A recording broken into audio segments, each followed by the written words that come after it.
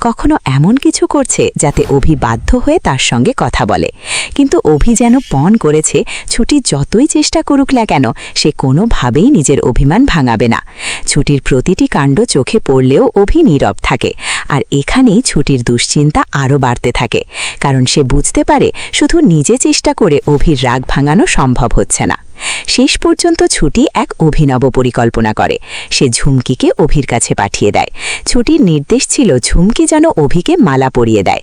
ঝুমকিও ছুটির কথা মতো অভির কাছে চলে যায় এবং অভির গলায় মালা পরিয়ে দেয়। আশ্চর্যের বিষয় হল অভিও সেই মালা খুলে ফেলে দেয় না, বরং ঝুমকির কাছ থেকে মালাটা পরে নেয়।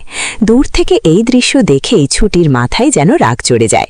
এতক্ষণ অভির মন পাওয়ার জন্য যে ছুটি এত কিছু করছিল সে এবার আর নিজেকে সামলাতে পারে না।